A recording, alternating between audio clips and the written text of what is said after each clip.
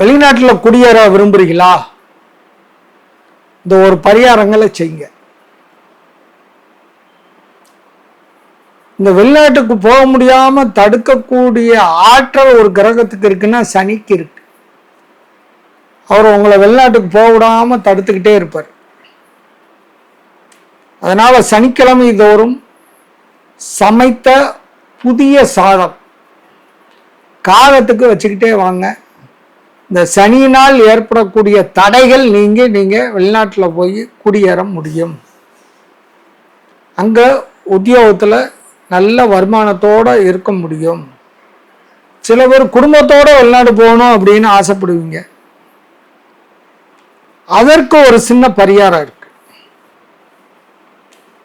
அந்த பரிகாரம் என்ன அப்படின்னு பார்த்தீங்கன்னா, ஞாயிற்றுக்கிழமை தோறும் ஒவ்வொரு ஞாயிற்றுக்கிழமையும் ஒரு காப்பர் செம்பில் தண்ணி விட்டு அதில் ஒரு சின்ன வெள்ளைக்கட்டி, சின்ன துண்டு அளவுக்கு வெள்ளைக்கட்டியை போட்டு வச்சு சூரியன் உதயத்துக்கு வரக்கூடிய நேரத்தில் உங்கள் மொட்டை மாடியில் எடுத்து வச்சிருங்க.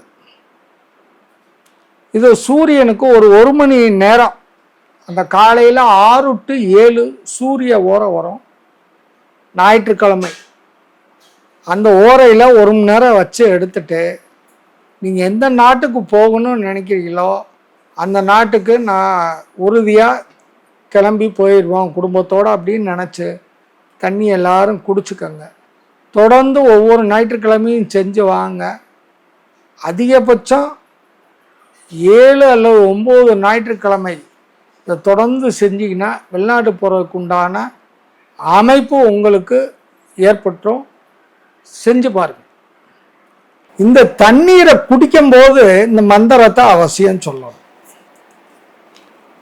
ஓம் ஹ்ரீம் சூர்யாய நமக அப்படின்னு அந்த மந்திரத்தை அந்த தண்ணீர் மீது சொல்லி அந்த தண்ணியை ஒரு மடக்கு குடிச்சா போதும். ரொம்பலாம் குடிக்கணும் இல்லை. குடும்பத்தோடு போகணும்னு நினைக்கிறேன், குடும்பத்தில் உள்ளவர்கள் எல்லாரும் குடிக்கணும். இந்த மந்திரத்தை 11 முறை சொன்னால் போதும். ஒவ்வொருத்தருக்கும் 11 முறை சொல்லணும். இதை செஞ்சு பாருங்கள். நிச்சயமாக நீங்கள் விரைவில் வெளிநாட்டில் குடும்பத்துடன் குடியிருப்பீங்க.